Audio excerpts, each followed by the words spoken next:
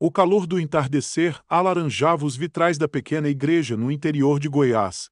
Lá fora, a poeira da estrada subia com o vento, mas dentro do templo o ar era outro.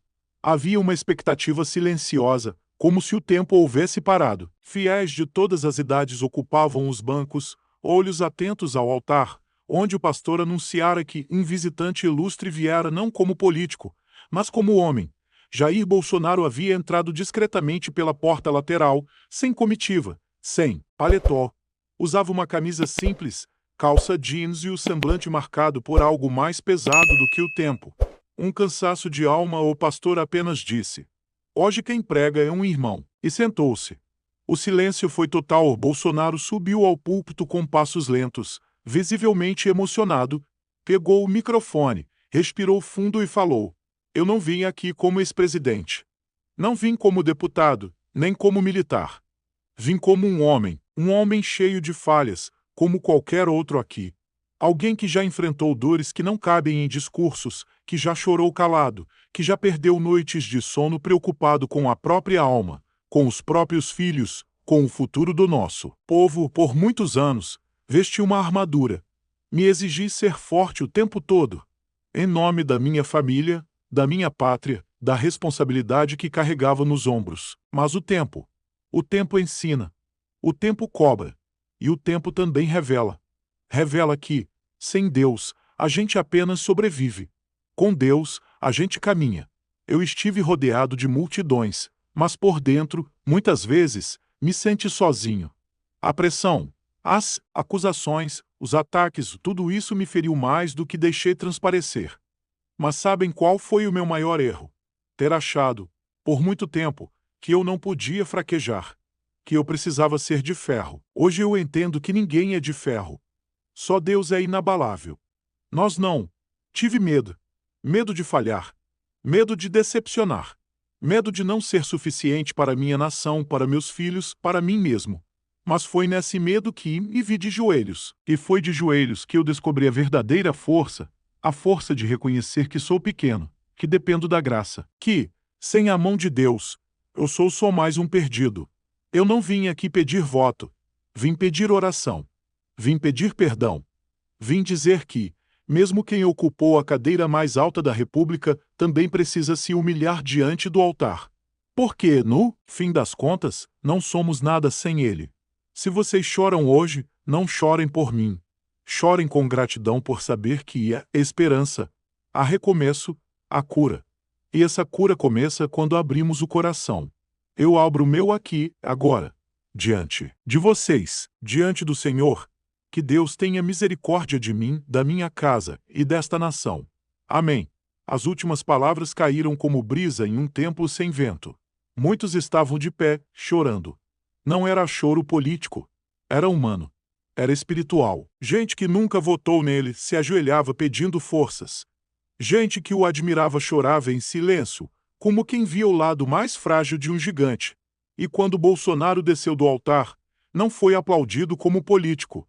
Foi abraçado como irmão, e naquele templo simples, entre bancos de madeira e fé viva, começava uma jornada de reconciliação. Não com cargos, mas com o próprio coração. Naquela noite, após o culto, Jair Bolsonaro permaneceu sentado no último banco da igreja, observando as pessoas, que se despediam com abraços, orações e lágrimas discretas. Não era a primeira vez que ele encontrava calor humano entre desconhecidos, mas havia algo diferente ali. Era como se, naquele pequeno templo, o fardo que carregava tivesse se tornado mais leve, ainda que por um instante. O pastor, um homem simples chamado Elias, se aproximou em silêncio e sentou-se ao seu lado. Não disseram nada por um tempo. Apenas respiraram o mesmo ar sagrado, impregnado de bálsamo invisível. Foi sincero, irmão, disse Elias, com a voz rouca. E quando é sincero, Deus ei. Bolsonaro assentiu com um leve movimento de cabeça. Seus olhos estavam marejados, mas sua expressão era serena. Eu precisava disso, pastor. Não de holofote, nem de manchete. Precisava sentir que ainda havia um lugar onde eu podia ser só. Gente. Elias sorriu com humildade e apontou para a porta da sacristia. Tem café lá dentro. E talvez algo mais. Às vezes, quando a alma se abre, outras portas também se abrem. Curioso e movido por uma sensação que há muito não sentia, Bolsonaro seguiu o pastor até uma pequena sala atrás do altar. Lá, encontrou um grupo de mulheres preparando quitutes, crianças brincando no chão e um jovem rapaz de muletas, sentado num canto, observando-o com atenção. O rapaz, de uns 20 e poucos anos, tinha os olhos vivos e uma cicatriz que atravessava o rosto. Elias se aproximou dele e o apresentou. Esse é o Lucas. Sofreu um acidente de moto. Perdeu parte da perna, mas nunca perdeu a fé. Lucas estendeu a mão. Bolsonaro apertou-a com firmeza. Senhor Jair, não imaginava que o senhor fosse, assim, de carne, osso e alma. Nem eu, respondeu Bolsonaro com um sorriso breve. A gente se esquece de algumas partes da gente com o tempo. Lucas contou sua história, um acidente, a revolta, o tempo internado, a descoberta da fé. Falava com paixão, com verdade.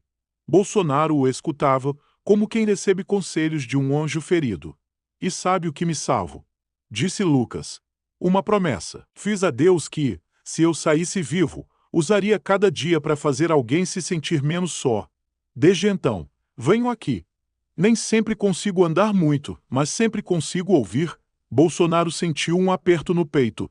Lembrou-se de quantas vezes ele próprio havia sido ouvido por desconhecidos, em filas, em praças, em caminhadas. Mas ali, sentado diante de um jovem quebrado pelo destino, percebeu que ele também precisava ser ouvido. Eu me sinto como você, Lucas, de um jeito diferente. Mas também fui atropelado pela vida. Também tive dias em que quis desistir. Lucas sorriu. A diferença é que agora o senhor tem onde se apoiar. Naquela noite, Bolsonaro não dormiu em hotel. Aceitou o convite do pastor e ficou na casa paroquial, num quarto simples com uma cama de solteiro e uma Bíblia aberta no criado-mudo. Antes de dormir, folheou o livro e caiu em Provérbios 13:5.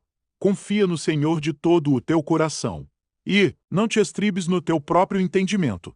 Fechou os olhos e, pela primeira vez em muito tempo, dormiu sem peso no peito. Do lado de fora, a cidadezinha dormia tranquila, sem saber que, naquela igreja modesta, uma alma inquieta encontrava abrigo e que o verdadeiro sermão talvez não tenha sido o discurso, mas o reencontro de um homem com sua própria fé. Na manhã seguinte, os primeiros raios de sol filtravam-se pelas frestas da janela da casa paroquial, iluminando suavemente o quarto onde Jair Bolsonaro despertava. O silêncio era quase absoluto, exceto pelo canto distante de um galo e o farfalhar das árvores ao vento. Era como se a natureza conspirasse para manter a serenidade daquele instante.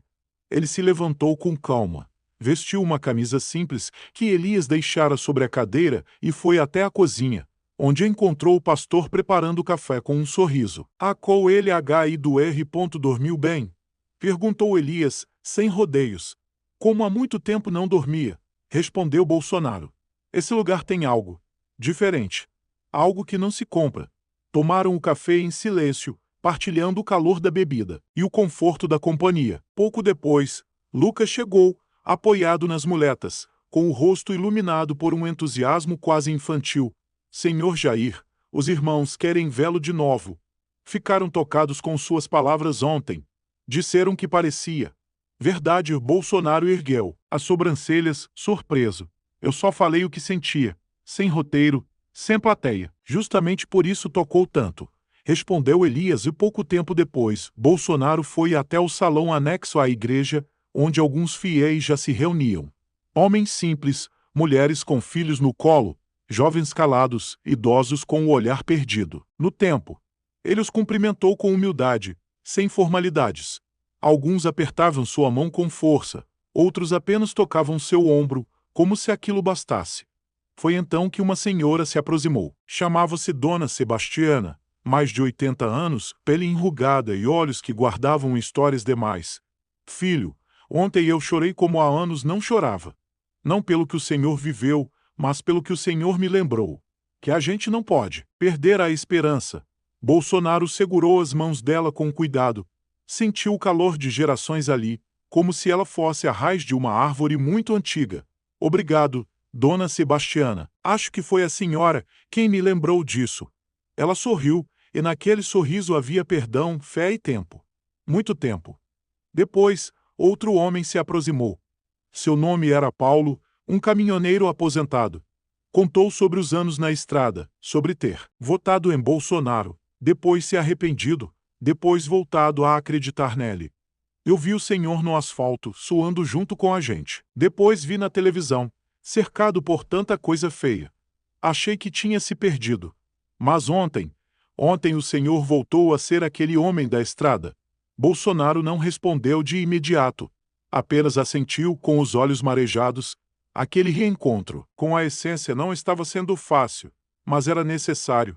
Naquela tarde, Elias o convidou para visitar um orfanato mantido pela igreja. As crianças correram ao vê-lo, algumas tímidas, outras risonhas. Uma menina, Ana Clara, de cabelos cacheados e olhar curioso, perguntou: "O senhor é famoso?" Bolsonaro riu. "Alguns dizem que sim. Mas aqui, sou só o tio Jair." Ela segurou sua mão com força. "Então o senhor fica mais um pouquinho, tio Jair. A gente gosta quando as visitas sorriem de verdade." E naquele instante, ele percebeu. Estava sorrindo de verdade. Enquanto caminhava pelos corredores do orfanato, vendo brinquedos velhos, colchões remendados, paredes descascadas, sentiu uma vontade quase desesperada de fazer algo. Não por imagem, não por política, mas por aquelas crianças que não pediram para estar ali e que ainda assim sorriam com o pouco que tinham. Antes de ir embora, prometeu a Elias que ajudaria. Sem alarde, sem imprensa. Só ajuda.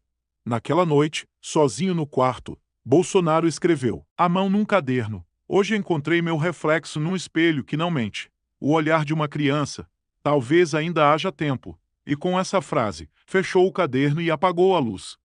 O dia seguinte amanheceu com um céu acinzentado, carregado de nuvens espessas que prenunciavam chuva. Mas nem mesmo o tempo nublado foi capaz de abalar a disposição de Jair Bolsonaro naquela manhã. Havia algo diferente em seu semblante, uma serenidade que há muito não se via, como se um pedaço perdido de si mesmo tivesse finalmente voltado ao lugar. Ainda na casa paroquial, ele tomou o café com Elias e Lucas, conversando sobre as pequenas reformas que poderiam ser feitas no orfanato e nas dependências da igreja. Não se falava mais de política, nem de manchetes. Falava-se de pintura, encanamento, doações. Falava-se de gente. Foi quando Elias recebeu uma ligação da rádio comunitária, explicou, cobrindo o telefone com a mão. "Ficaram sabendo da sua presença aqui. Querem saber se o senhor aceitaria dar uma palavrinha ao vivo para os ouvintes." Bolsonaro hesitou. A ideia de se expor novamente mexia com um medo silencioso, que crescera nos últimos anos. Mas Lucas, com sua franqueza sempre cortante, disse: "Se o senhor não falar, vão falar por você. E ninguém pode dizer o que só o seu coração sabe." Minutos depois, já na rádio improvisada que funcionava nos fundos de uma mercearia, Bolsonaro foi recebido por dois jovens comunicadores entusiasmados. O estúdio era simples, com microfones amadores e uma parede revestida de caixas de ovo para conter o som. Mas o espírito ali era puro. "Estamos ao vivo agora com o ex-presidente Jair Bolsonaro", anunciou um dos locutores com a voz firme. "Senhor Jair, o que o trouxe até nossa cidadezinha?" Ele respirou fundo antes de responder. E então, com a voz calma, disse: "O silêncio. Às vezes, é no silêncio que a gente encontra as respostas que barulho nenhum conseguiu dar. Eu vim porque precisava me ouvir de novo. E talvez, no caminho, ouvir outras pessoas também." A entrevista seguiu com perguntas simples, humanas, sobre o que ele sentia ao reencontrar a fé, sobre como era estar longe dos palanques, sobre o que via ao olhar para trás.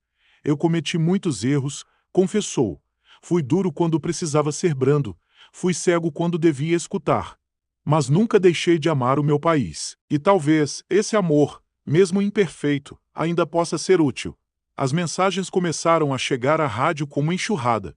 Gente de todo canto ligando, emocionada. Uma mulher que perdeu o filho para as drogas disse que as palavras dele acenderam uma luz em seu luto. Um jovem desempregado agradeceu por lembrar que ainda existia dignidade fora da política. Na saída da rádio, uma pequena multidão se formava. Pessoas que haviam escutado e se emocionado.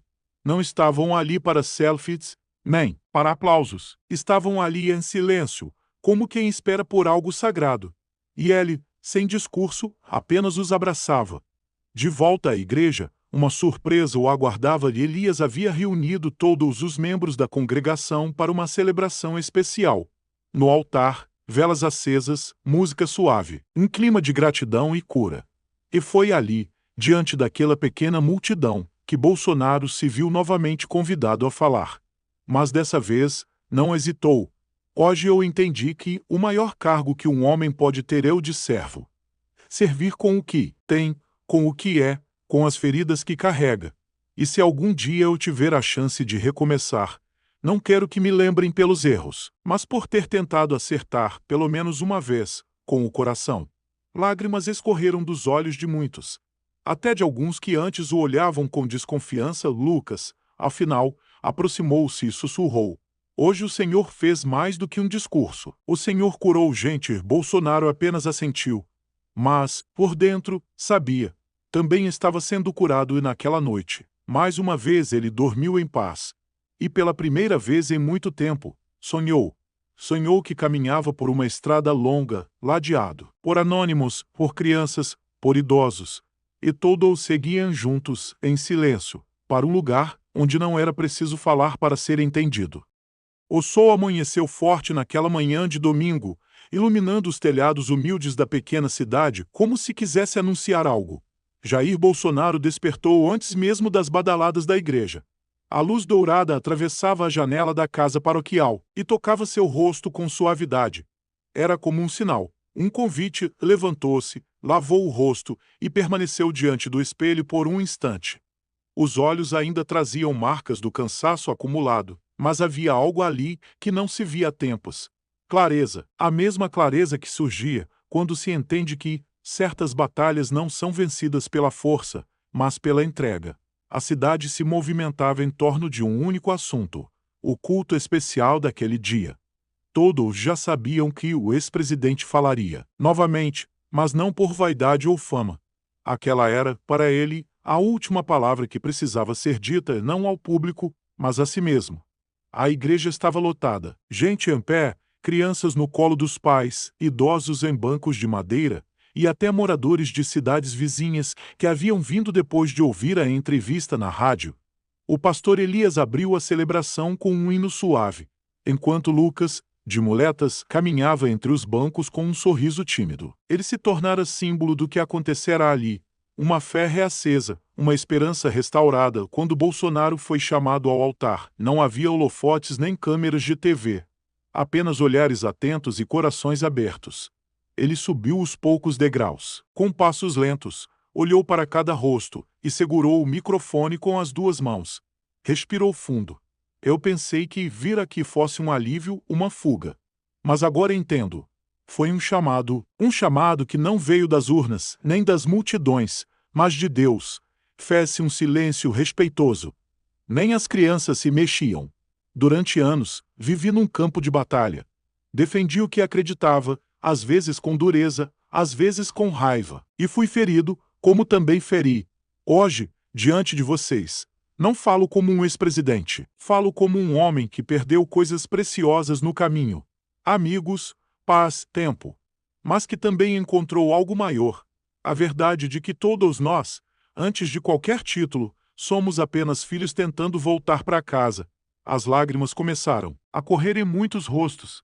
Gente simples, que talvez nunca tivesse se emocionado com política, mas que agora sentia algo diferente. Não era sobre governo, era sobre perdão. Eu não vim buscar redenção. Vim oferecer meu coração. Se servir para algo, que seja para lembrar que nenhum de nós está acima do bem e que ninguém é grande demais para se ajoelhar. Ele então se ajoelhou, ali mesmo, no altar. E a igreja inteira se ergueu em um único gesto de oração. As vozes se uniram, o coro improvisado começou a cantar, e o som preencheu não só o templo, mas os cantos esquecidos de muitas almas. Terminada a celebração, Bolsonaro desceu do altar com passos leves. Recebeu abraços, cartas, bilhetes. Entre eles, um menino de 7 anos o abraçou forte e disse: "Minha mãe disse que o senhor é muito importante. Mas eu acho que o senhor é só bom. Ele sorriu e respondeu: ser bom é mais importante do que ser grande. Na despedida, prometeu que voltaria. Não como figura pública, mas como irmão. E disse algo ao pé do ouvido de Elias. Meu maior discurso foi ter escutado. Partiu sem escolta, sem multidão. Apenas entrou em um carro simples e pegou a estrada. Na curva, antes de desaparecer, olhou pelo retrovisor e viu a igreja ainda cheia de gente. Sorriu. Naquela pequena cidade, ninguém jamais esqueceria aquela visita. E em algum lugar do Brasil, um homem reencontrava o caminho, não para o poder, mas para o essencial. Porque no fim, não são os títulos que definem a grandeza de alguém, mas sim as escolhas que faz quando ninguém está olhando. Se essa história tocou seu coração de alguma forma, não esquece de deixar o like, se inscrever no canal e comentar aqui embaixo o que mais te emocionou. Seu apoio é o que mantém essas histórias vivas. Até a próxima!